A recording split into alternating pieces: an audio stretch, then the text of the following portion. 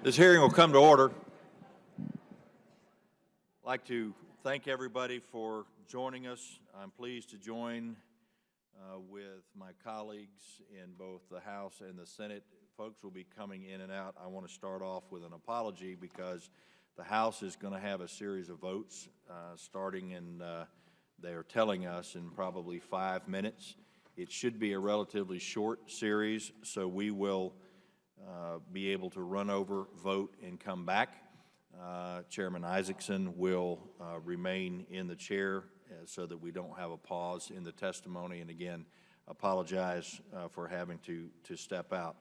But as customary, after the Chairman Isaacson and the ranking members have their opportunity to give their opening remarks, I would ask that all other members waive their opening statements, and there's going to be an opportunity for each of us to be able to ask the witnesses that are here today any questions about their testimony. So, hearing no objection, so ordered. Our witnesses today will include Dale Stamper, National President of the Blinded Veterans Association, Ms. Christine Kennard, Co-Chair of the Government Relations Committee of the Gold Star Wives of America, Ms. Marsha Foer, Vice President of the Vietnam Veterans of America, Mr. Robert Pushkar, National Commander of the Military Order of the Purple Heart, Mr. Ryan Cools, Combat Stress Recovery Director for the Wounded Warrior Project, Mr. Mike Waite, Legislative Director of the National Guard Association of the United States, Mr. James Pidgeon,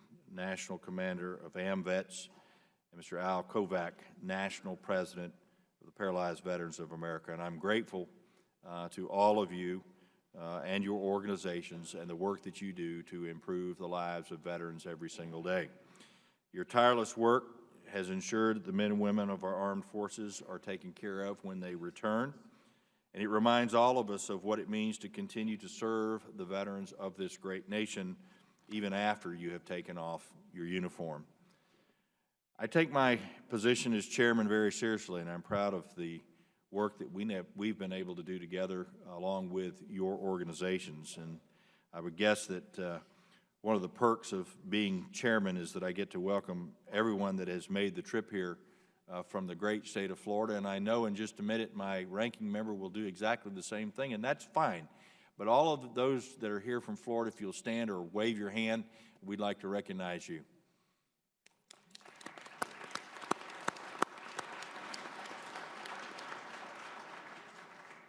Next, I'd be remiss in my duties if I didn't recognize the members of the organization's auxiliaries, because they do in fact prove to be a valuable resource of talent inside each of your organization. And the mission that brings us here today is, of course, to continue to provide the services to the men and the women that have worn the uniform of this nation. And I'm proud to consider each one of you a partner as we continue working to transform the Department of Veterans Affairs. We've made great strides, I think, in the last few years, passing legislation that would reform many of the ongoing problems that have been systemic at the Department of Veterans Affairs. Our committee is working to bring comprehensive reformative legislation to the floor of the House and the Senate. It's being developed and tackled many of the problems that you face on a daily basis. For instance, in July, we passed a bill containing numerous provisions relating to accountability.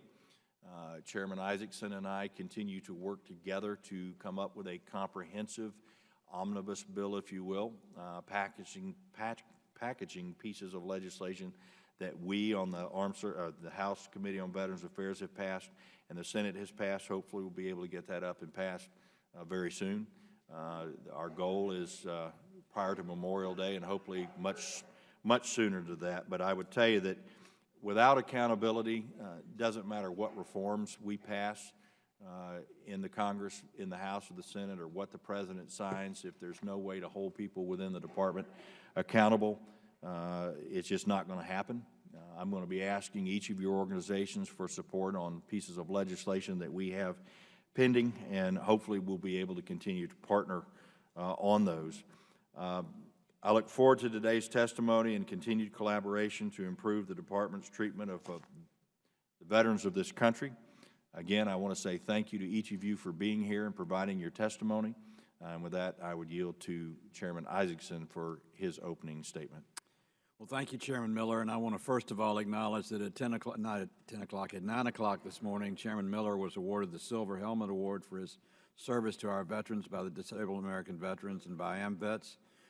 Last night, he was awarded by the Veterans of Foreign Wars for his service to the Congress and to the veterans of the United States, and previously by the American Legion. The Women's Auxiliary will certainly be next, so we just are proud that you have done all that you have done, and we acknowledge that.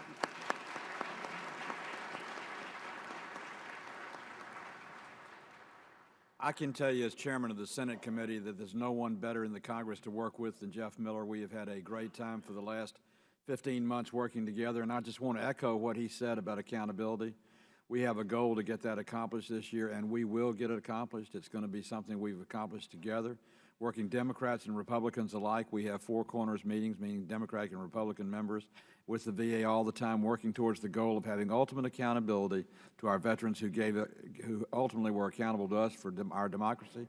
We're going to be accountable to them for their health care, for their benefits, and to see through the Veterans Administration serves them as well as they served the VA. I won't make a long remark because I want to hear from you except to say two things. Accountability is essential, and we will do it. To the Vietnam veterans who are represented here today, caregivers is important for us to expand the eligibility of caregivers. We understand that.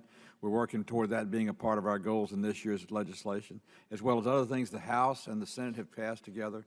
So we have an omnibus bill that addresses the needs of our veterans and reflects your hard work in coming here to Washington to advocate on behalf of your members and veterans of the United States. So, Chairman Miller, congratulations on your great service. To all of you that are here today, thank you for coming, and I yield back. Thank you very much, Senator Isaacson. I did accept the awards on behalf of the bipartisan groups in both the House and the Senate, because you can't do it if you're not a team. It doesn't matter who does it; it'll get done without taking credit, sir. I'm going to rudely interrupt because I forgot to get all the Georgians to stand up, and I don't want to do that. Will all the Georgians that are here today please stand? Thank you for being here. Now I recognize Ms. Brown. Thank you. God has blessed America because of you in this room. Will the people of Florida, I know he just acknowledged you, but I got to go home too, and I go to a different part of Florida. So will those Floridians wave their hands? Thank you. Let's give them a hand. Thank you. You know, Florida is the fastest growing group of veterans, and I know you want to come to Florida because of the sunshine and it's no snow and all of that stuff that these other people experience. But in addition to that, I want to acknowledge the women veterans. The women veterans in the room, why don't you stand up? Let's give them a hand. The fastest growing group. Thank you.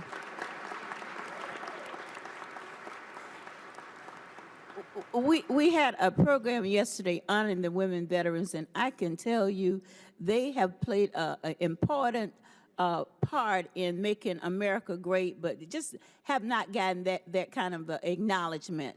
And there is one other group I want to acknowledge, and that's the Vietnam veterans. Are there any Vietnam veterans in the room?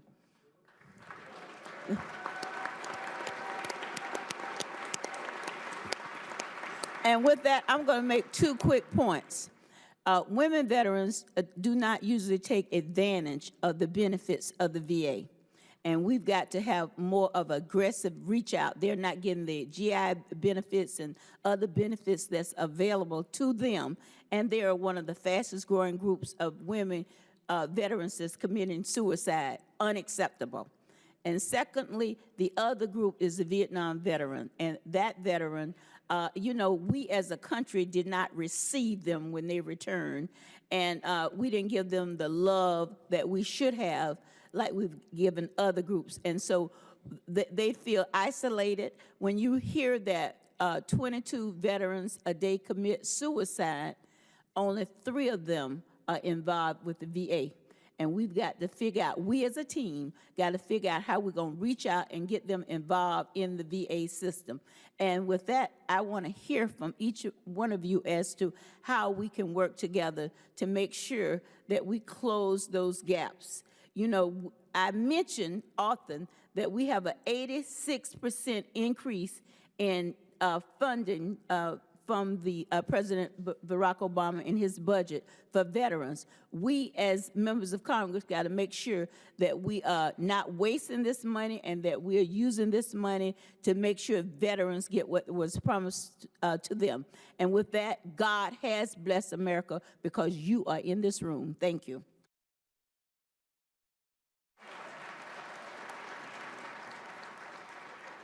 Thank you very much, Ms. Brown. Senator Blumenthal, good to have you. Thanks, Mr. Chairman, and congratulations on all those awards. You might try spreading them around a little bit. You know, maybe some of us might be recognized as well. I really want to, first of all, thank all the Connecticut folks who are here today. If you could just raise your hand. Thank you for making the trip down. Great that you're here, and thank you, every one of you who are here today, for your service to our nation. And I want to do more than just thank you and recognize and salute you. As a member of Congress and the United States Senate, I hope that we will do more than just words, that we will really do action. And action requires resources. Accountability is necessary, but so are the dollars and cents. And all too often, we make speeches around here and we regard them as a substitute for action. You don't.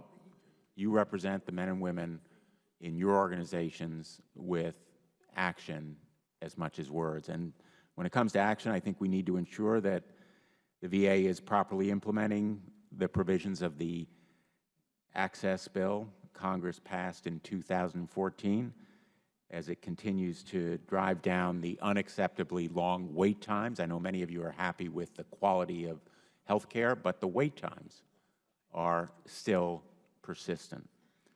We need to examine potential solutions to the growing number of disability claims appeals. Way too long. Too many appeals waiting for years and years, some of them decades. Provide proper care and benefits to all the individuals who suffer from toxic exposures, whether it's Agent Orange or nerve gas or burn pits, contaminated chemicals. We have a bipartisan bill, Senator Moran and I, to do research and provide support for those wounds of our modern battlefield. And when it comes to the invisible wounds, post-traumatic stress, a cause of suicide, in fact, maybe the predominant cause of suicide, still unrecognized, undiagnosed, untreated all too often. And of course, as has been remarked, our women veterans, the fastest growing segment of our veteran population, need health care and clinicians and providers who are also women.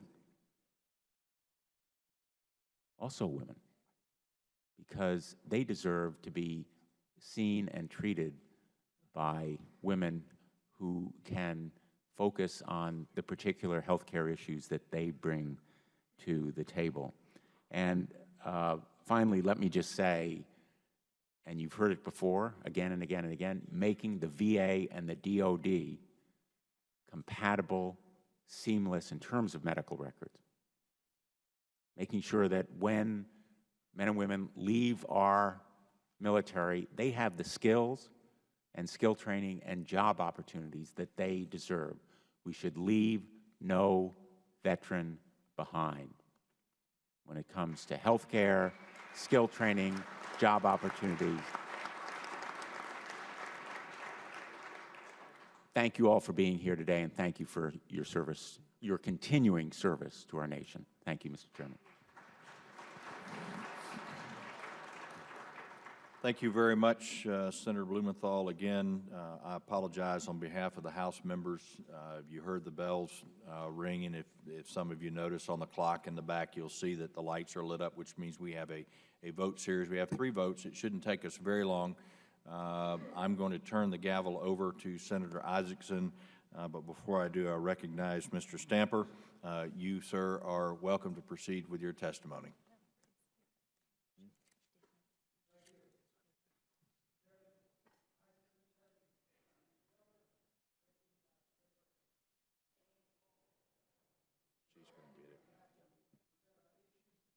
And on behalf of the Blinded Veterans Association, I am going to do my best to let you know what our concerns are.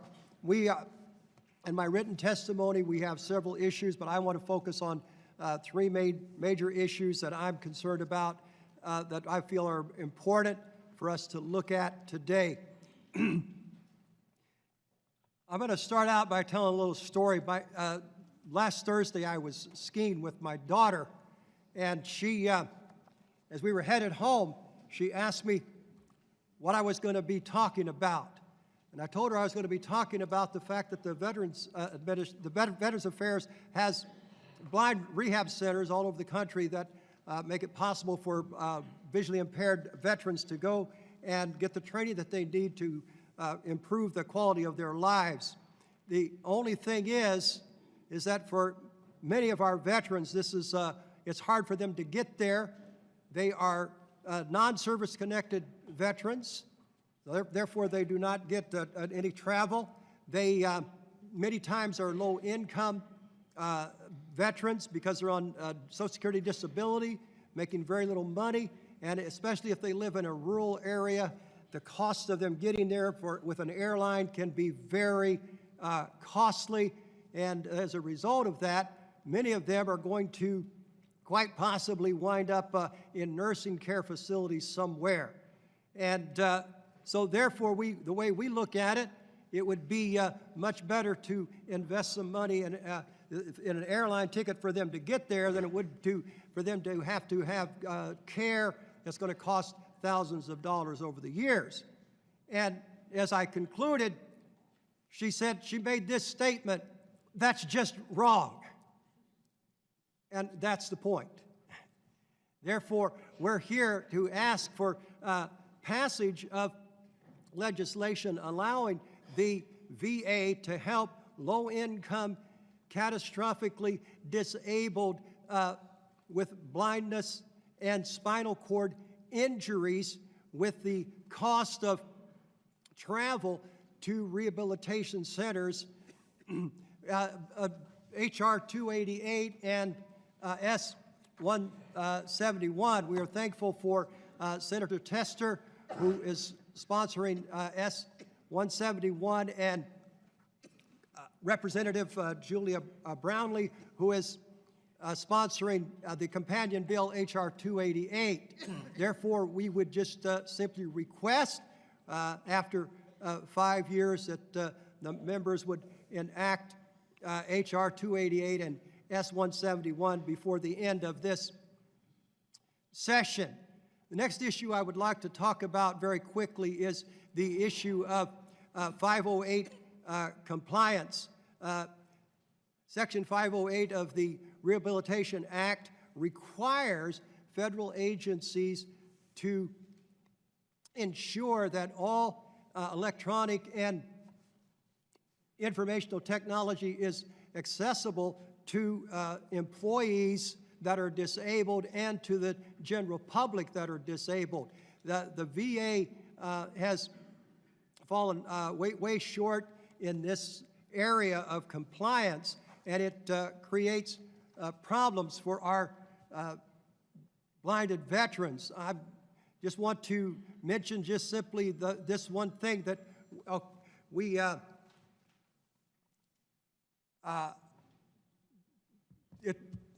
I've tried to go on to the VA website myself and access it, and have been very frustrated by it. So we need to, if we can have some oversight there and getting the VA to work on these issues, it would be greatly appreciated. If I have my last comment is concerning the vision trauma research program, and this is something that I feel very important also, that we are asking for, that the consideration of the $15 million appropriation to the vision research program, so that we can maybe eliminate some of our veterans losing their sight on the battlefield. I want to tell just a quick story, if I can, of Master Sergeant Eric Martz, who, after 20 months of being deployed in Iraq and suffering exposure from 10 blasts, has TBI, and has also affected the pathway of his eyes, and has lost his vision. I lost my vision in Vietnam due to a penetrating eye wound that if the technology had been there, it's very likely I would still be able to see it out of my left eye. Therefore, I feel very passionate about the fact that we need to do something we need to continue to have the research going forward for these issues. Once again, I thank you for this time that we have to present our issues here, and if you have any questions, I will gladly answer them. Thank you. Thank you for your testimony, Mr. Stavner. Ms. Kennard, you're recognized for 5 minutes. Pardon? You're recognized for 5 minutes. Good morning, distinguished members of Congress. I am honored and pleased to be here to testify on behalf of Gold Star Wives of America.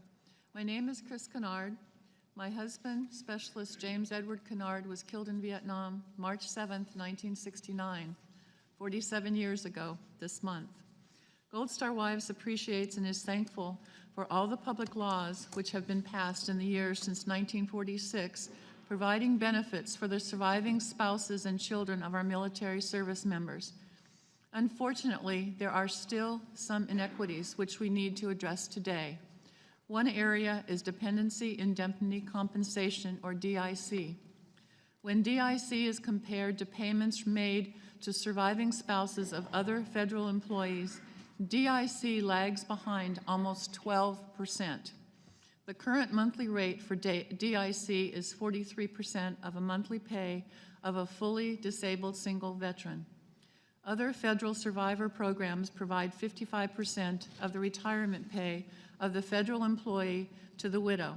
An increase of approximately $345 per month would bring the DIC in parity with other federal survivor programs.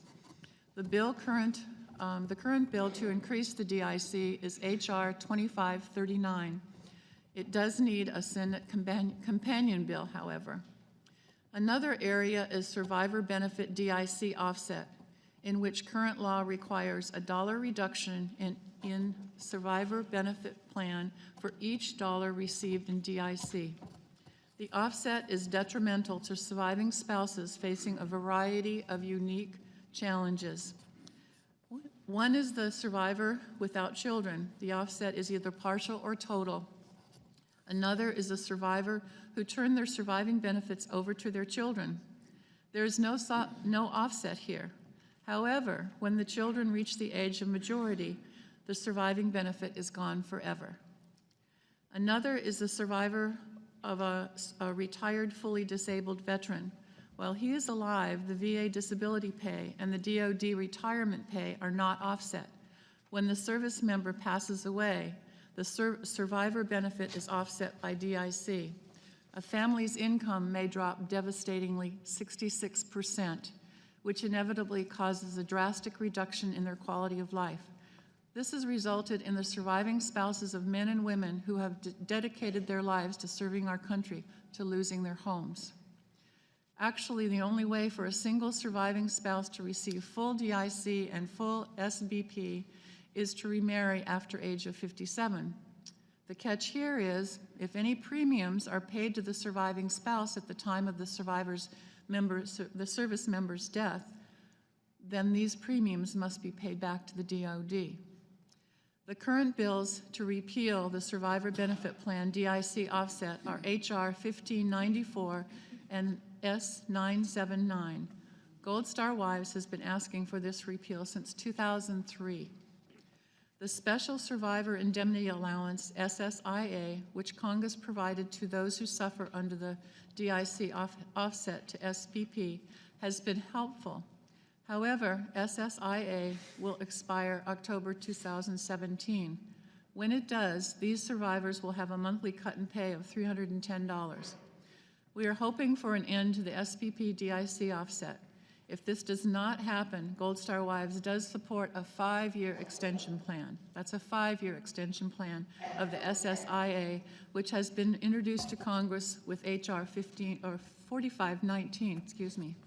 We are grateful for the recent expansion of the Frye Scholarship for post-9/11 surviving spouses under the Veterans Choice Act. Currently, the language does not allow enough time for the earliest post-9/11 surviving spouses to utilize this important education benefit. We applaud Congress for passing H.R. 3016, which provides additional time for these survivors, and we respectfully encourage the Senate to follow suit.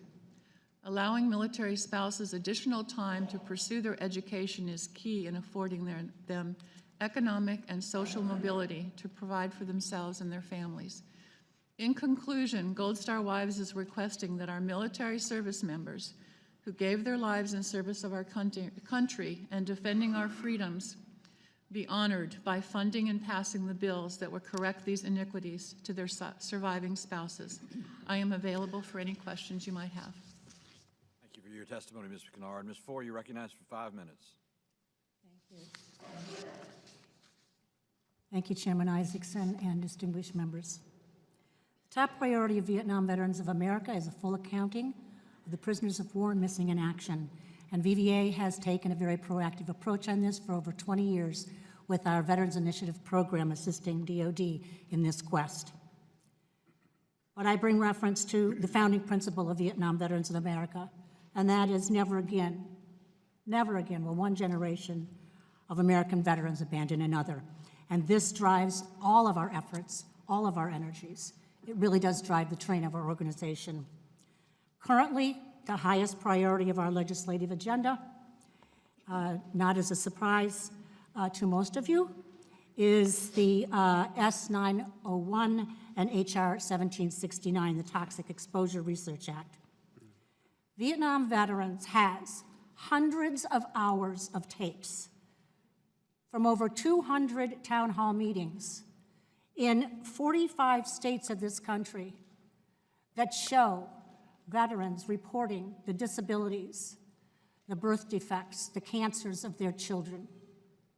That's the thrust of this legislation. Why? Why is this happening? And this isn't just about Vietnam veterans. This is about veterans of all ages. It will reach far into the futures for all veterans who have been exposed to toxic chemicals. So what we want to do is, and we are asking for serious epidemiological research and study. We believe it is a responsibility of this country to help us to understand why and to seek assistance in helping us understand that it is not our fault that this may have happened to our families. There comes a time when taking up the sword on an issue or a belief is justified. For VVA, this is that time, and this is that issue, and this is going to be historic legislation. We certainly have seen legislators from both sides of the aisle and both sides of Congress. We want to thank Senators Moran and Blumenthal and Congressman Dr. Benishek and Honda and their staffs for helping put the introduction of this. We thank all the ranking members for their strong leadership. And also, especially the House Veteran Affairs Committee, who has passed this out to the floor of the full House, and we look forward for that action from the Senate, sir. And as I said, this is a very significant piece of legislation. Our written testimony contains quite a number of issues.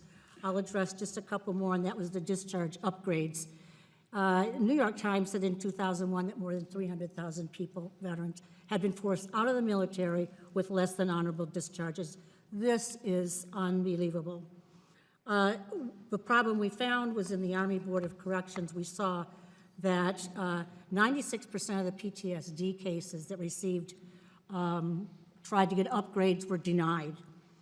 And Defense Secretary Chuck Hagel asked that board to give some more liberal consideration, which is great.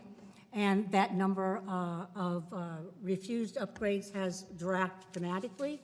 However, those that have those discharge upgrades as less than honorable that came in before that situation still have to live with that and receive no benefits because of it. So that, along with bad paper discharges on the diagnosis of personality disorder and adjustment disorders, we feel this needs some strong look at. We need to rectify some of the injustice that's been brought forward by that. The backlog is a huge issue. We believe it's not just the issue of the backlog at the Court of Veteran Appeals.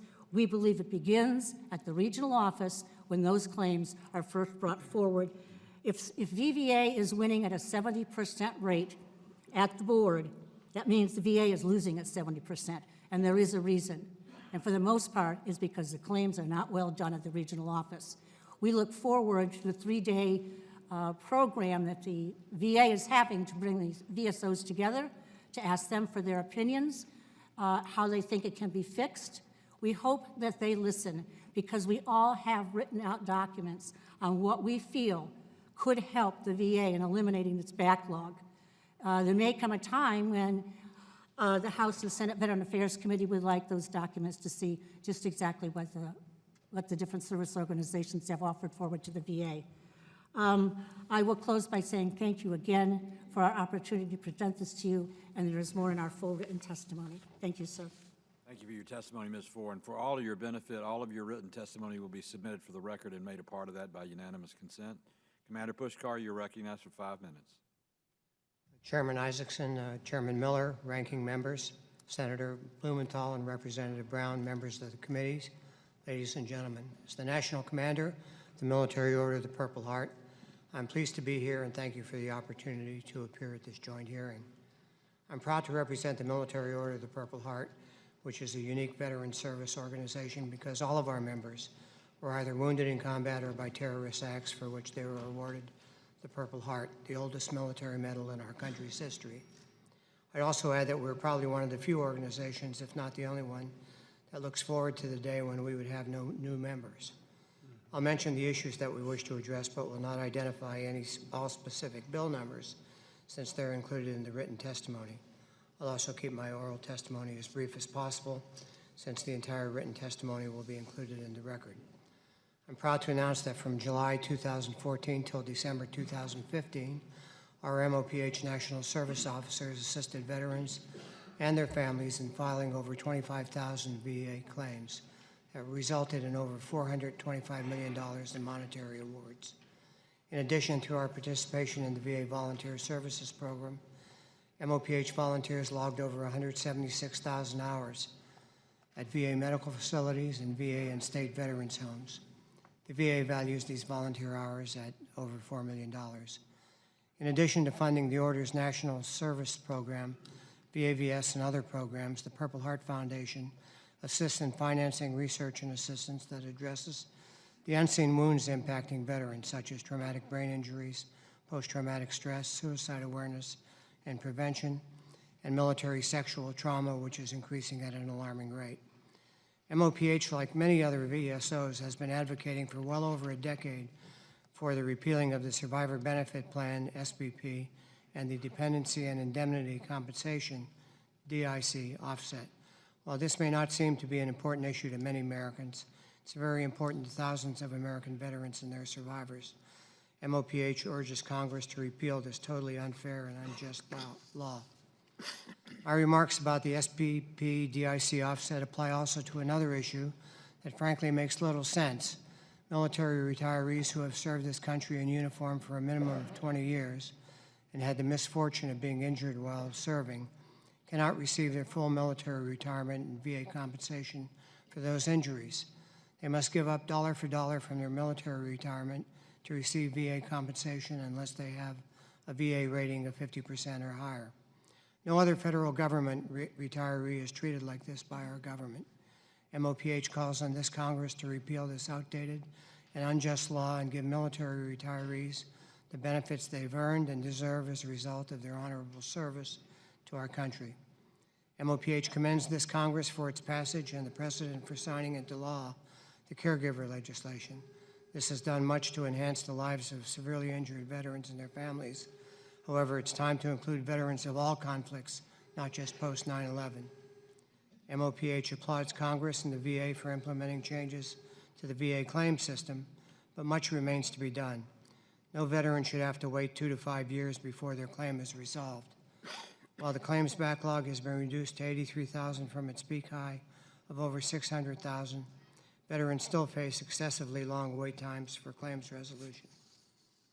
MOPH continues to support all legislation that will continue the research and treatment of traumatic brain injury, post-traumatic stress, suicide prevention, and military sexual trauma, and advocates for the screening of all Iraq and Afghanistan veterans for these conditions. We as a nation must do everything we can to deal with these very serious injuries that too many have suffered because of their service in uniform, including drug and alcohol abuse and homelessness. MOPH supports all legislation that would require the VA to ensure that gender-specific services are continuously available at every VA facility. Women veterans deserve the same care and treatment as all other veterans. In the opinion of MOPH, one of the most significant pieces of legislation that Congress has passed is the Veterans Access, Accountability, and Choice Act. We do believe that it can be improved and wholeheartedly agree with legislation that's been introduced, which would provide veterans with access to community health resources if the VA cannot provide suitable and timely care. MOPH does not support privatization of the VA healthcare system. However, we do favor improvements to the system and accountability. MOPH supports legislation that would require the Food and Drug Administration to become more aggressive in fighting deadly superbugs. MOPH and 16 other veterans organizations are on record as strongly opposing S357, the Furthering Asbestos Claim Transparency Act, or the FACT Act, because it will have a very negative impact on the victims of illnesses caused by exposure to asbestos. 30% of those filing are disabled veterans. MOPH urges all members of the Senate to vote against this legislation if it is voted on. This concludes my testimony. Thank you. I'd be happy to address any questions you may have. Thank you for your testimony, Commander. Mr. Cools? Chairman Isaacson, Ranking Members, Chairman Miller, Ranking Members Blumenthal and Brown, members of the committees, thank you for inviting Wounded Warrior Project to present our policy priorities at this joint hearing. I'm Ryan Cools, Combat Stress Recovery Director at Wounded Warrior Project. I'm testifying this morning not only as a staff member, but as a combat wounded veteran. Since 2003, WWP has existed with a vision to foster the most successful and well-adjusted generation of wounded service members in our nation's history. WWP began when several veterans and friends, moved by the stories of the first wounded coming back from Iraq and Afghanistan, stuffed backpacks with comfort items for warriors returning from the battlefield to Walter Reed. We now serve over 86,000 veterans who have been injured in mind or body since 9/11, along with over 17,000 of their caregivers.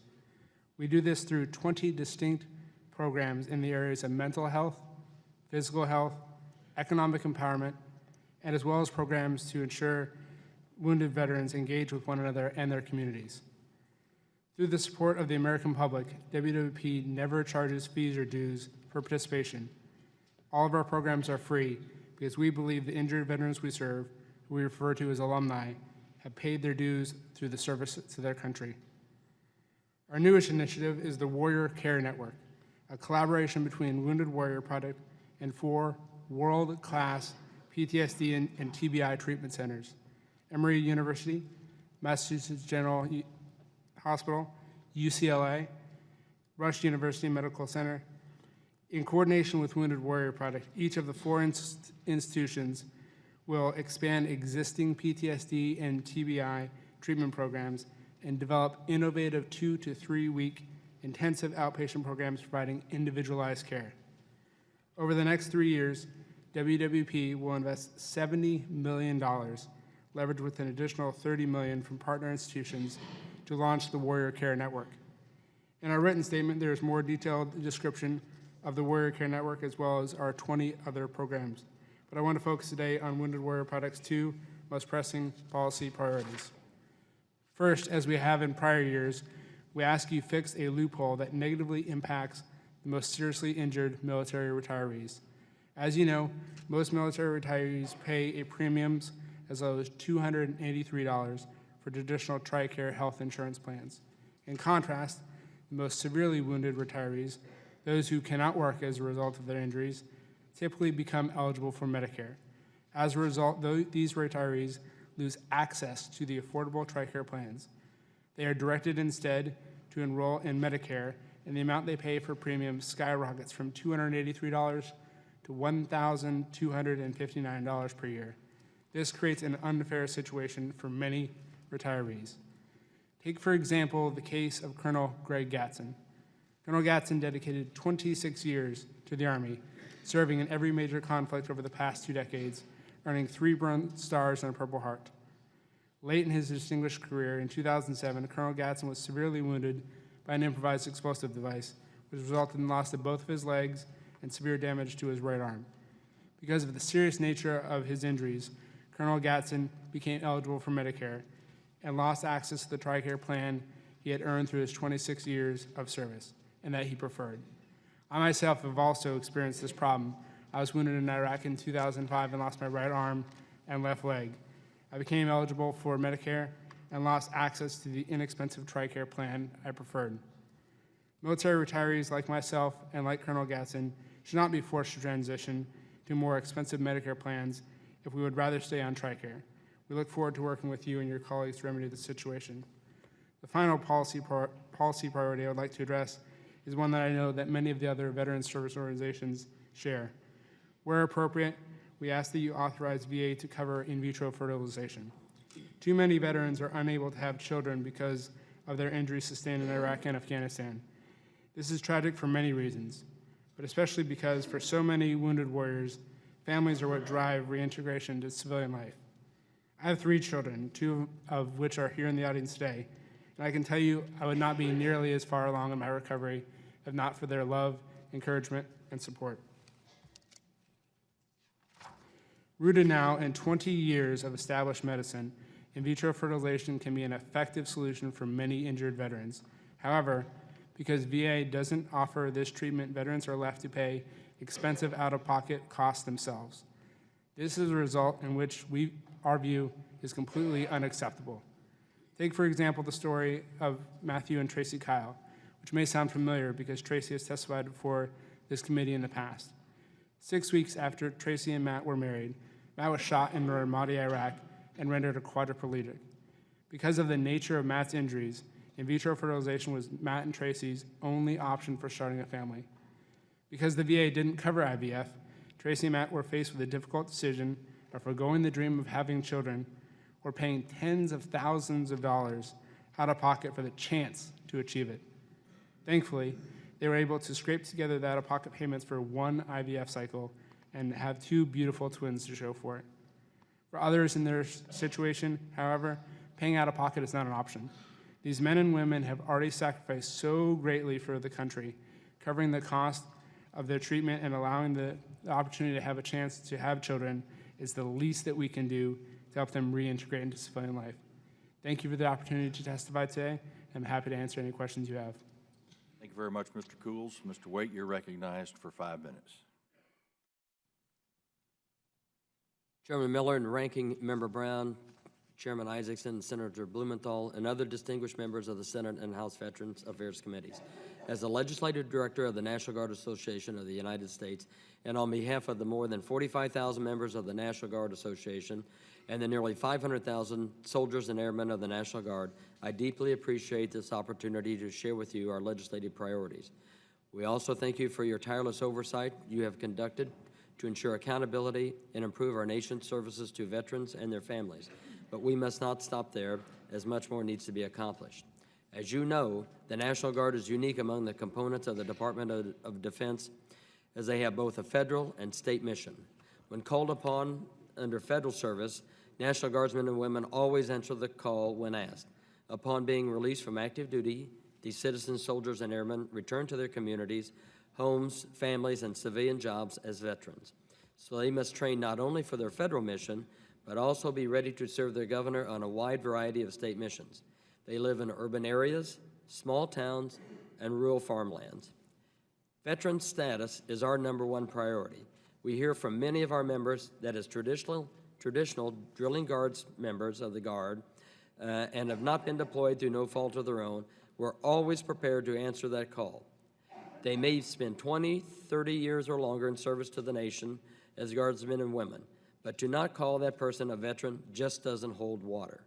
We owe a special thanks to Congressman Waltz for his tireless leadership in the House, and Senator Heller and Senator Bozeman for their amendments for the special status to pass in the Senate. We encourage you to put this legislation where it needs to be in Title 38, in law, and not just a non-codified provision. These veterans deserve more than just to be a footnote. Many of the issues confronting our National Guard veterans are that many do live in small communities and in some cases many miles from a hospital or a veterans clinic. For these dual mission soldiers and airmen, after serving overseas, disengaging from the units in a quick fashion from war zones, and even a quicker post-deployment station release, makes a jarring, unexpected feeling of loss of camaraderie, support, and an adjustment back to a civilian environment not necessarily experienced by regular service members. Many of these guardsmen and women do not have access to the resources offered to returning active component service members on post or base, such as mental health, counseling, and even good hospital access. It is our desire and our duty at NGAUS to ensure that our members and all Guard and Reserve service members have access to reliable and available care within the VA system, and therein lies the rub. As many small towns and villages are not located within a reasonable commuting distance for VA clinics and hospitals, they must rely on either the chance of a visiting VA mobile clinic or their hometown doctor, who may not be able to assist them with mental health, illness, PTSD, the stresses of everyday life, including family or work-related troubles, or other trauma that may or not be related to deployments and war situations. I believe that these factors are contributing to the suicide rate in the National Guard that is the highest of any service component within the Department of Defense. An interesting study conducted recently by 2 clinical research psychologists and reported by the North Dakota National Guard was that the majority of National Guard suicides were not from members that had been through deployments. Rather, it may be to the dual lives these members lead in their communities, their states, and for the nation when federalized. Many of the suicides in the Guard are young soldiers and airmen who have problems with addiction, financial troubles, and personal social turmoil. Once again, the facilities and mental health professionals available to active service members simply may not be available to the community-based Guard member. Your committees can and do deliver the needed legislation that enables the Veterans Administration and the Department of Defense to establish and pay for these needed programs. To that, we are most grateful, and we applaud your work and ask that you continue the fight for all our veterans, active, Guard, and Reserve. But still, more must be done. From my written testimony, I would like to highlight several bills that have been introduced that the National Guard Association strongly supports this year. I will briefly mention a few of these. S. 1463, amending the Choice Act, sponsored by Senator Moran. S. 717, Community Provider Readiness Recognition Act, sponsored by Senator Donnelly. S. 2120, Veterans Justice Outreach, sponsored by Senator Shaheen. S. 901, Toxic Exposure Research Act, sponsored by Senators Moran and Blumenthal. H.R. 1331, Quicker Veterans Benefits Delivery Act, sponsored by Congressman Walz. H.R. 353, Veterans Access to Hearing Health Act, sponsored by Congressman Duffy. S. 2049, establishing a continuing medical education program at the VA, sponsored by Senator Brown. It's been an honor and a personal privilege for me to come before you and give you the legislative agenda for the FY17 for the National Guard Association of the United States. Thank you, and I'm willing to answer any questions you have. Thank you very much. Commander Pigeon, thank you so much for the honor this morning. You are now recognized for 5 minutes. Chairman Miller, Chairman Isaacson, distinguished guests and committee members, on behalf of the 23 million plus veterans, we appreciate this opportunity to share our priorities and our comments on issues of importance to veterans and all of us who care about them. Guided by our core principles of patriots, volunteers, and family, AMVETS seeks to enhance and defend the earned benefits of all American men and women who have served honorably in our armed forces.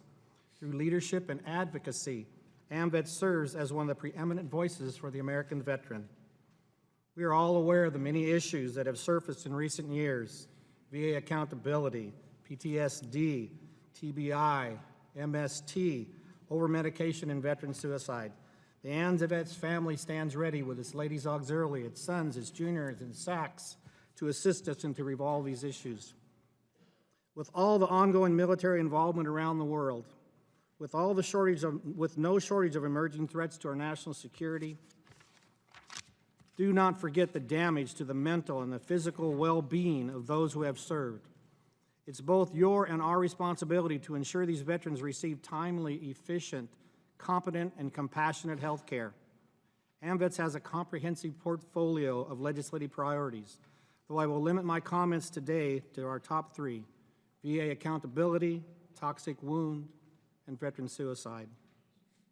Everyone here in this room is aware of the seemingly never-ending array of scandals and the continued bashing of our VA. Thanks to the hard work and dedication of Secretary McDonald and his staff, hope is finally on the horizon. AMVETS believes the VA needs to strive to raise its standard of hiring and customer service and strengthen the VA firing authority. Over the last 4 years, AMVET has taken every opportunity to advocate veterans suffering from the effects of toxic exposure. We feel it is important to point out that toxic exposure is not only related to combat deployments, and two perfect examples are Fort McClellan and Camp Lejeune. Toxic exposure is not only a quality of life issue for the veteran, but for the veteran's family. AMVET strongly supports the continued funding at last year's level of $20 million for the CDMR. This critical, important project must be retained and allowed to do its work without undue interference with the IOM or the DHA. Further legislation is urgently needed to assert the proper congressional authority over Gulf War illness research to enable scientific progress, specifically in the field of animal studies. Two inseparable issues that both AMVETS and I are extremely passionate is raising awareness and eliminating veteran suicide. I am pleased to note the recent induction of H.R. 4640, the Veteran Suicide Act, which AMVETS has played an instrumental role in its development. I want to thank Secretary McDonald and Dr. Shulkin for their leadership in facilitating a recent conference focusing on veteran suicide. The conference brought together more than 200 mental health professionals, caregivers, members of Congress, VSOs, veterans, and veterans' families. AMVET is concerned of the complaints of May 2014 and in February 2015 of lengthy times on our crisis hotline responses, calls left unanswered, and some even rolling over to voicemail. But AMVETS does appreciate the VA's Office of the Inspector General and the implementation of a comprehensive plan to strengthen this service.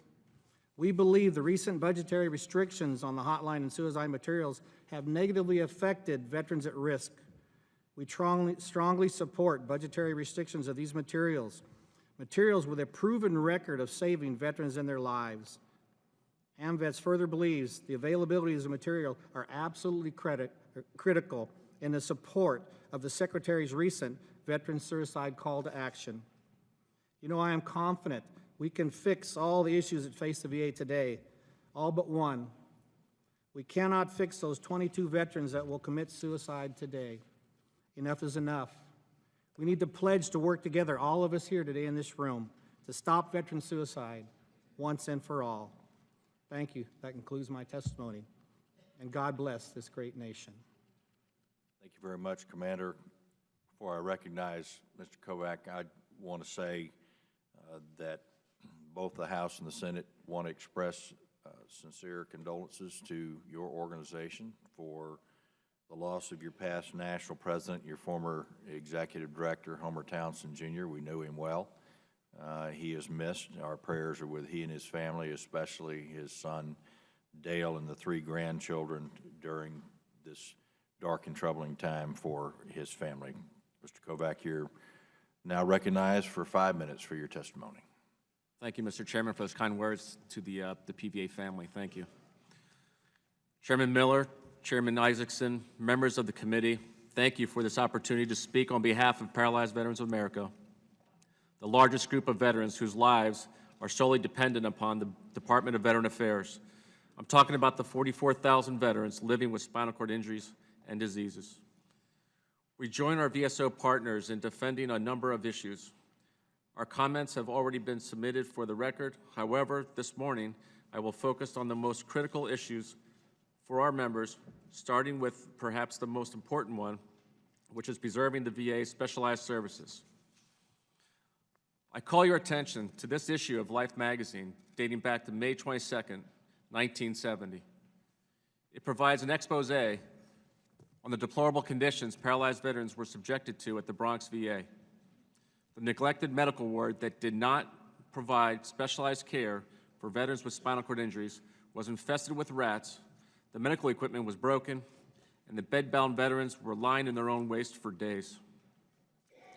The article was so shocking and caused so much outrage that the VA's chief medical officer recruited PVA's help to monitor and submit recommendations to improve the quality of services in the VA's spinal cord injury system of care. To ensure that another tragedy such as this never happens again, you must preserve specialized care services.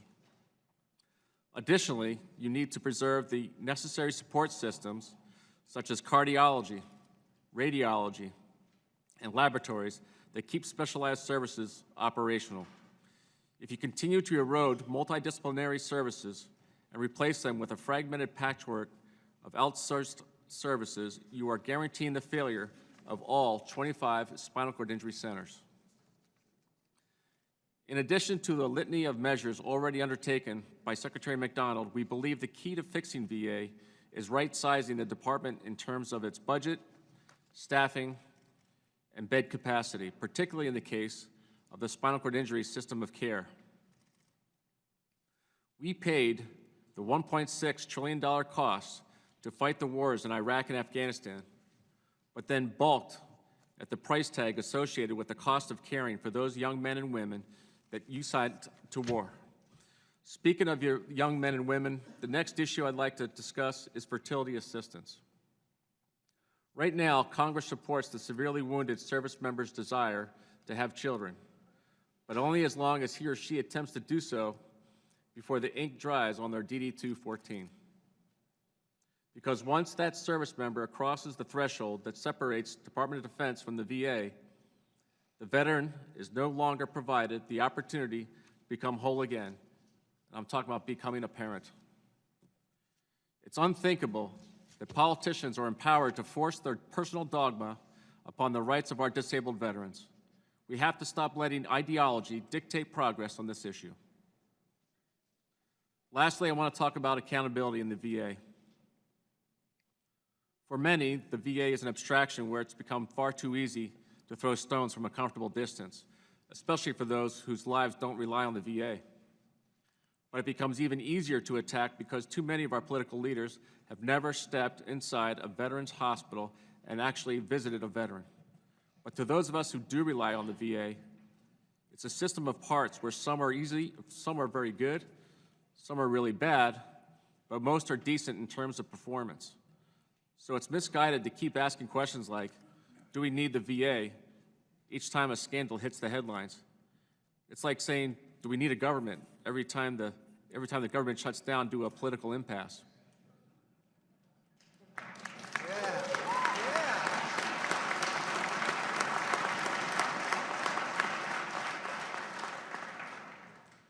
The whole is greater than the sum of its parts, a lesson that all of government should heed. Now, when we talk about accountability in the VA, that discussion must begin with an appreciation for what it got it there in the first place. And I can tell you, it was managing to a budget instead of demand. It was a reward system based on following rules and regulations instead of simply providing good customer service. It was too many managers and not enough bedside nurses and physicians. It was inconsistent application of policies across the system. It was heavily decentralized authority, and it was a lack of well-informed congressional oversight, largely due to a lack of veteran representation in the legislature. But until the rules are rewritten to how VA employees are disciplined, and how budgets are managed, and how oversight is assured, and how Congress works with VA instead of against it, no VA secretary will ever be successful. And if that's the case, it is our nation's veterans who will pay the dear price. Chairman Miller, Chairman Isaacson, members of the committee, Thank you for this opportunity to speak on behalf of Paralyzed Veterans of America. I will be happy to answer any questions you may have.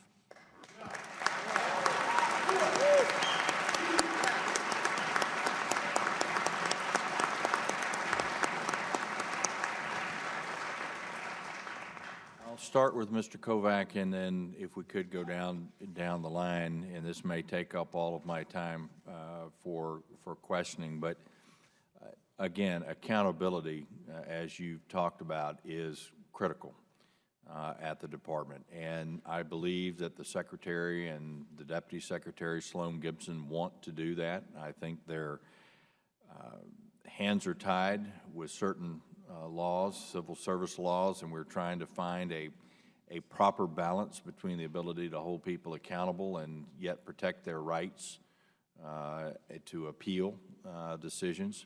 But I'd like to, there's 340,000 employees, the vast majority of them every day go to work to do the right thing for the right people. But there are some in the agency that need to be disciplined, whether that is a suspension, firing, whatever it may be. That's the Secretary's decision. But my question is, do you think that the culture can be changed at the VA given its certain makeup? And there's not a single person on this dais that would ever say we don't need a VA. So I say that with the idea of how do we fix it?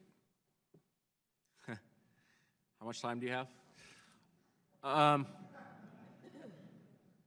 think the VA has to restore trust. I don't think there's that trust right now. And that's coming from both those of you up on the dais and those of us who are here in the audience. I think there needs to be some transparency. I don't think we really have that right now. There's some staffing issues that need to be addressed. There's certainly not a lot of stability at the moment. I know Secretary McDonald is doing his best. And also, I think there needs to be some empathy on behalf of staff towards the veterans. I know that a lot of people who work at the VA are they're working there for altruistic reasons, not just for a paycheck. And it really feels good when you have somebody who really understands what you're going through as a veteran. So I think maybe trust is probably the big one. Also, I know that the Undersecretary briefed the PVA just this week, and I know that they're looking for some flexibility on funding of community care.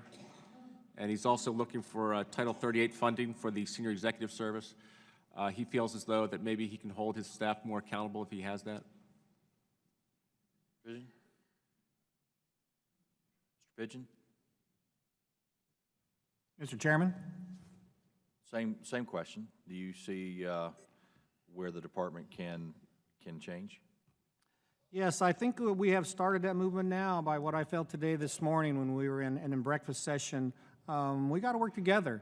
I appreciate, and all veterans appreciate, the ability to come to you and to talk and to enjoy the fact that we realize that maybe you're going to try to help us. That's what we're here for.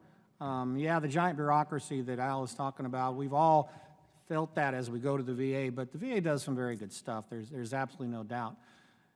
But every company that I know and every business, there always is room for improvement. We need to work together, start working on some of these things. Listen to the issues that my comrades and ladies are telling you here up in front. We're speaking from our hearts. We're speaking as veterans and as Americans. We can make this thing, but we just got to do it together. Hey, let me kind of jump just a little bit because my time is going to be limited. Mr. Cools, can you comment? Certainly, sir. My experience with the VA programs and care that I've received has been exceptional. Unfortunately, that's not the case for everyone. And I feel that where the improvement can be is consistency, ensuring that the programs are delivered in a consistent manner from one location to another, and ensure that the access to care is there no matter whom you are, and ensure that that care is accessible in a timely manner, I think is the biggest key. Commander Pushkar. I live in Scottsdale, Arizona, which was near ground zero for some of the current problems we're experiencing with the VA. And it was described to me as being a supply-demand problem. The VA went back over a period of years to a time when there was the anticipation that there would not be the demand for their services that subsequently materialized. And as a result of that, there was a demand created for services that they were not prepared to address. And I think that there's a balance that needs to be struck between the wounds of combat veterans at one extreme and the need to honor the commitments that are made to the veterans community at large. And so the Choice Act was a step in the right direction to getting that balance struck, and I think that's critical to our success in the future. To find Thank you very much. And then finally, Ms. Ford, and then my time's expired, so after you've answered, I will yield to Chairman Isaacson. Yes, sir. One of the comments that was made down the table was the issue of trust. If the VA doesn't have a strong, trustful leadership at all its levels, not only central office, but at the VISN and at the medical center, you will not have oversight and accountability. Those positions are dramatic to ensuring that outcome. But I also look at the fact that many of the individuals who are in charge over at the VA are political appointees. And I don't want to generalize the employees at the VA central office, but there are some who live in the atmosphere that if we just wait it out, they will be gone.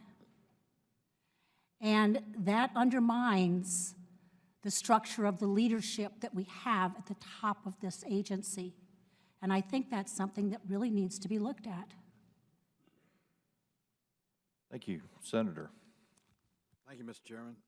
Rather than ask a question, I want to follow up on Ms. Ford's just most recent comment about waiting things out. Jeff and I are tired of waiting, too. I think our veterans are tired of waiting. And it's time that we got to the accountability issue and got it solved so we can have a VA that's more accountable to our veterans. And recognize the fact that, as Jeff said, 99.9% of our employees in our Veterans Administration Health Services are loyal, dedicated folks. But when you have things happen like what happened in Phoenix, or a nurse coming to the operating room and not inebriated like happened this week, we don't have the total accountability we really need. But I have an assignment for each and every one of you. Your testimony here today is very valuable to us, and you're pretty much ratifying in what you said, because I heard everyone's testimony, what we're trying to do in terms of accountability and improving the VA. But we're going to need your help in the weeks ahead, because by Memorial Day, we're going to have acted in the House and the Senate on bipartisan legislation that will be stronger than anything the Congress has ever done. It won't be perfect. We won't dot every I that you'd like dot, but we're going to go a long way towards getting to where we need to go. And we're going to have some people that will try and block us along the way. We're going to need your voices calling the members of Congress when those bills come before the House and Senate, and the administration, letting them know how important accountability is in the Veterans Administration. If you will join us and be a part of our team in doing that, I can assure you next year's meeting will be a celebration of the success of the VA, not a recitation of the same complaints and arguments we've heard today. So if you'll help us, we'd appreciate that.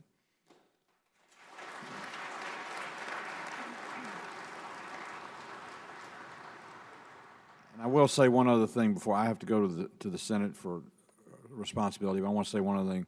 Mr. Wade, thank you for what you do on behalf of the Guardsmen of America. And I read in your testimony the Title X problem. There's a Guard unit right now deployed in Qatar, which is their members are not getting credit towards the new GI Bill like they should, because they're deployed under Title X. We're aware of that problem, and we're working on it, and we're going to try and get it solved just as quickly as I can. But I wanted you to let you know that's something that didn't bubble up in the testimony, but something we're ready to help with as soon as we can. We really appreciate that. Thank you, Senator. Thank you.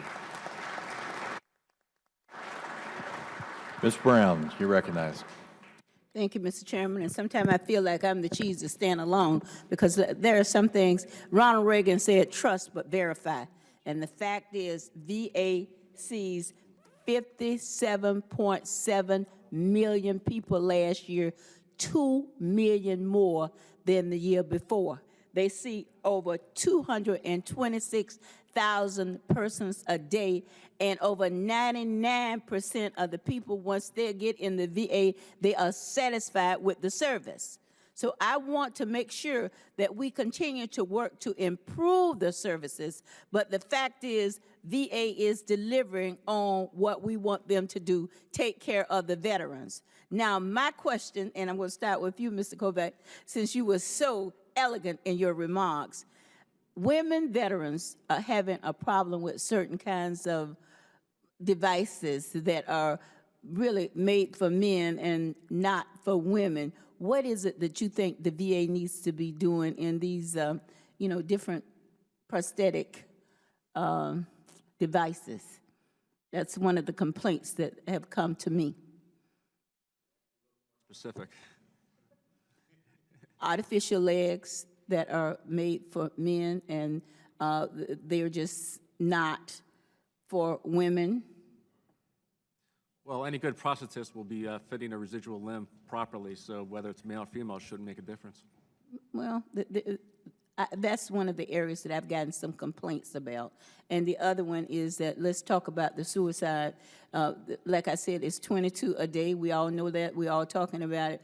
But only 3 of them are involved with the VA. They're not a part of the VA system. So anyone that want to respond to that, how can we get those veterans into the system, and how can we work together? Because it's not just Congress, it's not just going to be the VA, it's really going to be you working with, I mean, you know the people that need to be in the VA, you know the people that are having problems. How can we get them in the system? And that's open to anybody. Ms. Ford raised her hand, but anyone, I would like to know what we need to do to kind of reach out. And there's a hand in the audience. Yes, sir. Yes, ma'am. Mm-hmm.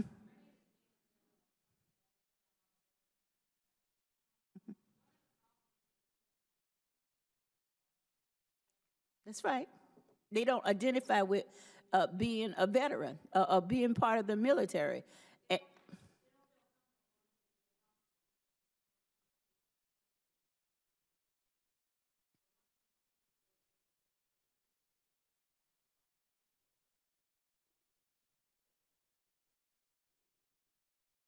Absolutely. When we built a clinic in Jacksonville, that was one of the complaints women gave to me. So I said, well, because they didn't want to go in and receive cat calls. So I said, well, how do you deal with cat calls? You know, you get them all the time.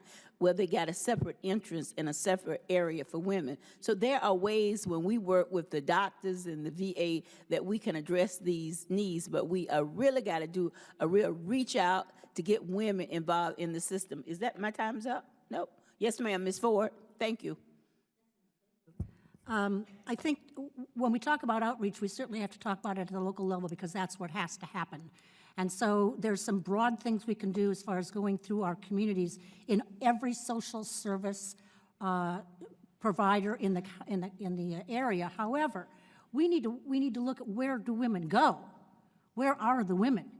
We need to put information in libraries, in laundromats, in daycare centers, in kindergartens, in the schools, in the hospitals.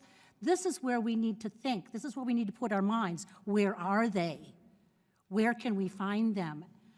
The saddest thing I've seen is veterans, women that's homeless with children. And that is a special need that we need to tackle because those children can't go in the traditional homeless facilities. Anyone else want to respond? I still have a couple of more. Yes. And you mentioned that 3 of the 22 veterans that have committed suicide today are not enrolled in VA services. And I think with that, getting those folks enrolled is a matter of trust. And that stigma of going to the VA and not necessarily being able to receive timely care may prevent folks from going to do that. And it ends up in a bad manner of them making a permanent choice to a temporary problem. And so I think the continued accountability to build that trust and ensure that when you go to a VA, you're going to get the customer service that you should get, and that is any VA facility that you go into is what's going to ultimately benefit that issue. Thank you very much, and thank you again for your services. Thank you very much. Ms. Riderwagon, do you have any questions?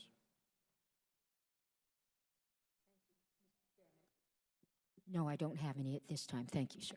Dr. Abraham? Thank you, Mr. Chairman. Again, thanks everyone for being here. Not only have you been our national security, now hopefully you are our national treasures, and we need to treat you as such. Again, I'll just say from the doctor's perspective, you know, we hear the same thing, unfortunately, from every VSO that we listen to. The same 4 or 5 topics always come to the surface. So we know they're very prevalent, and we know they're very near and dear to your heart and certainly our heart. But it's the accountability, it's the suicide, it's the women's health issues. It's just the same things over and over. And, you know, what we have to do, certainly on the civilian side, is, and as military men and women, you had to adhere to SOP, Standard Operating Procedure. In the civilian side of medicine, we have to adhere to what we call standard of care. If we don't, we get sued and we don't have business. So, you know, we do understand that most of the VA's employees are good, caring, honest people. But when you have 350,000 employees in a group, just 1%, I think that equates to what, 3,500, and that's a lot of people that touch our veterans every day.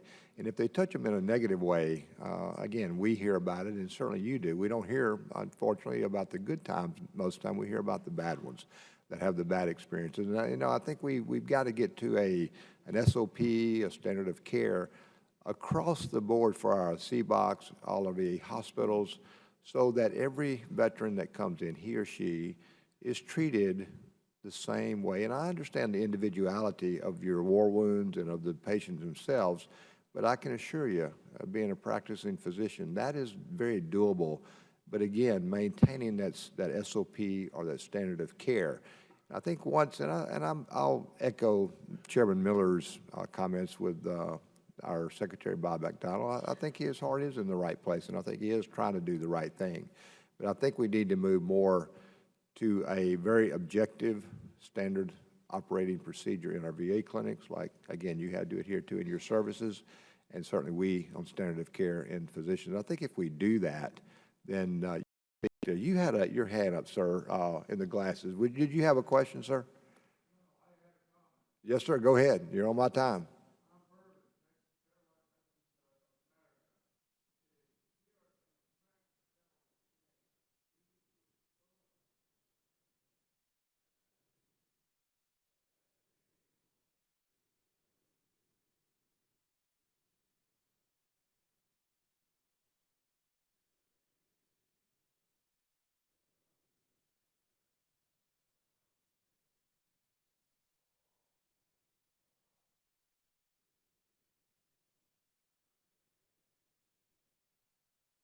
Thanks, sir. And we do have to establish the trust. That, you know, that's in marriage, that's in any business relationship, that's down the line. So, Mr. Chairman, I yield back. Thank you for that. Thank you very much, and I appreciate the comments from the audience, but I would caution members, it's very, very difficult for those that are doing the stenography to be able to hear because you're not mic'd up. So if we could keep our questions to, I can't, artillerymen too, I'm sorry.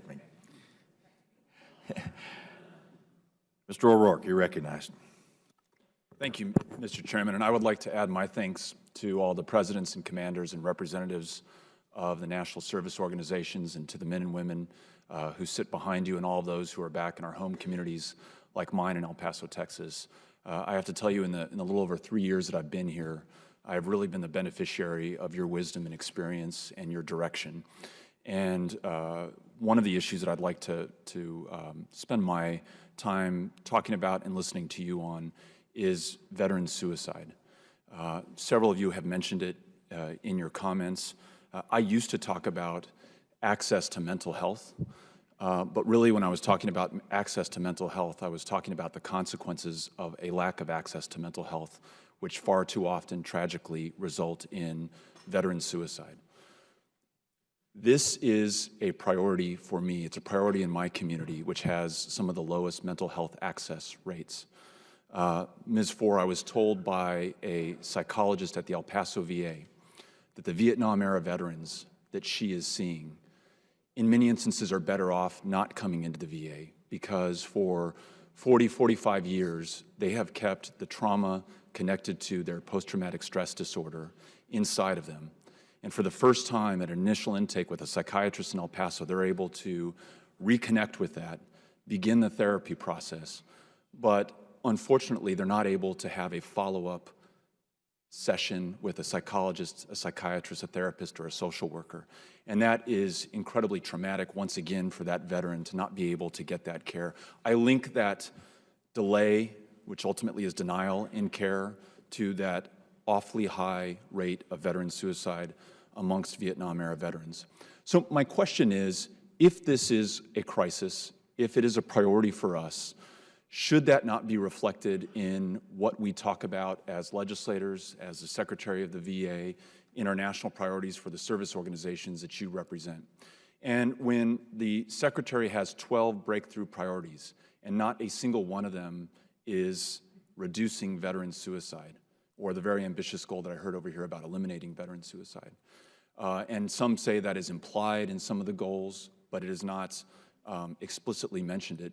Shouldn't that be, if we need to add a 13th goal, breakthrough priority, add a 13th and move veteran suicide up to number 1, is my question for the panel. And second, a great example about the tragedy in the Bronx in 1970 that drew national attention and focus and provoked a reaction so that we didn't repeat that same mistake. We don't need to wait for the tragedy with veteran suicide. It is occurring already. I think we need to say this explicitly. We need to call it the crisis that it is.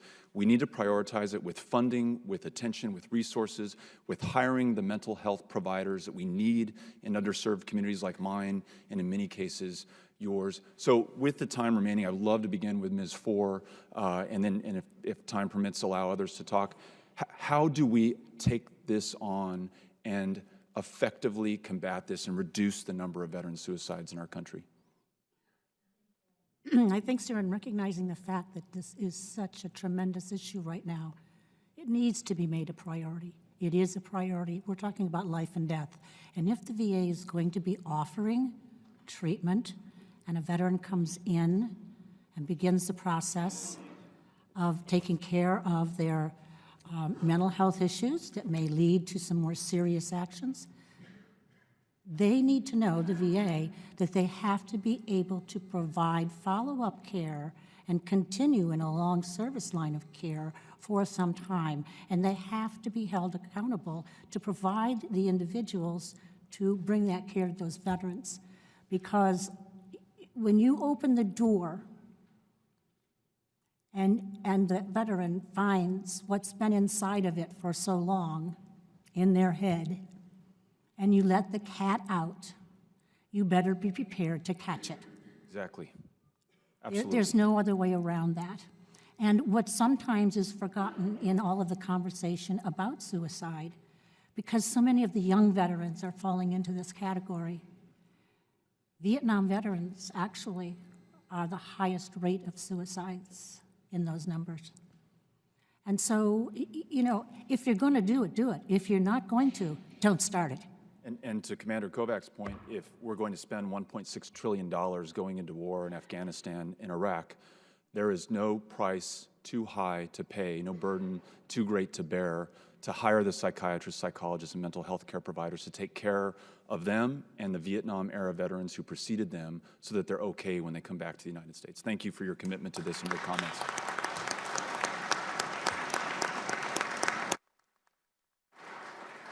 Members, as you just heard, votes have been called again.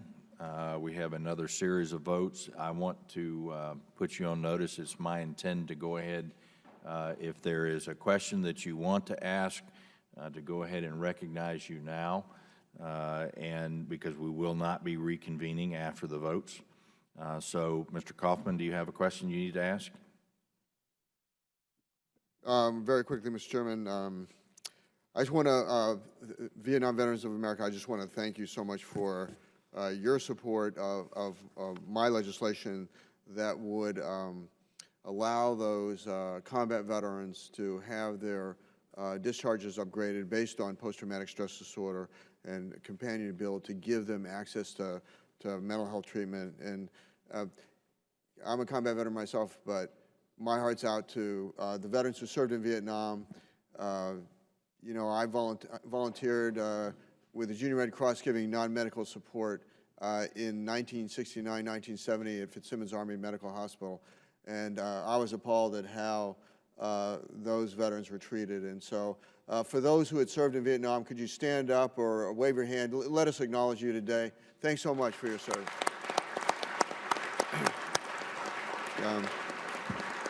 I just want to make sure that as a member of this committee, that our veterans returning today are never treated like those who returned from Vietnam. Thank you for your service. I yield back. Thank you very much. Mr. Lamborn, question? Mr. Chairman, you asked an excellent question to start with. That's all you need to say. But because it was so good, I wanted to see if any of the other people on the panel who didn't get to answer. I appreciate that, but we don't have time to go through the entire panel. But if we can, what we can do is we can ask answers for the record, as you well know. Yes, okay. any of those of you who didn't get to answer verbally, I would like a follow-up written answer for the record on, can the VA culture change, and can we restore accountability? If so, how? I know that's a huge question, but I'd sure like to get your feedback on that. Thank you, Mr. Chairman. Thank you very much, Mr. Lamborn. Mr. Waltz. He's worried. He knows I'm going to preach, but I'm preaching to the choir. The choir needs to sing loudly. The things you're bringing are exactly what we're talking about, and I just wanted to hit on one thing. This word that ran through many of the things that were said was talking about trust. Trust matters. Trust matters between the people and their government. Trust matters between the veterans and their government. Trust matters amongst all of us. And don't go for the sweeping generalities.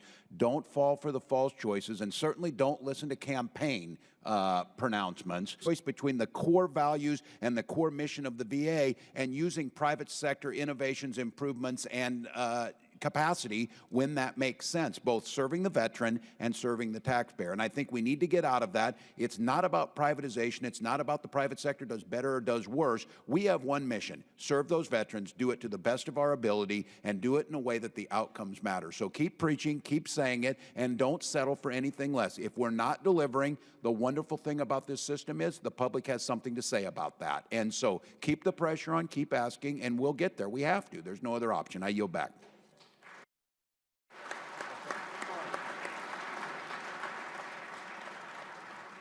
There's a button up here that says override, but I was afraid to push it. Dr. Winstrup. Thank you, Mr. Chairman. I don't think I can speak as quickly as Mr. Walls, but I'll do my best. You know, as a veteran myself and as a physician, I know that we need a VA system. What that looks like exactly can vary from community to community, from place to place, but the bottom line is this: I do know what care looks like. I know what it's like to take care of somebody, and that is what we're after, is to make sure that our veterans are taken care of. And if everybody in the VA system can live by a couple of mottos that I always carry through my practice, one is do no harm, and the other is do unto others as you would have done unto yourself. If we can do that and instill that through the entire culture of the VA, we're going to be all right. Thank you. Ladies and gentlemen, thank you so much for your testimony today. Thank you for all of the organizations that came to Capitol Hill to talk to the individual members. I would ask that all members would have 5 legislative days with which to revise and extend their remarks or add any extraneous material without objection so ordered. Thank you very much. Thank you for your service. This hearing is adjourned.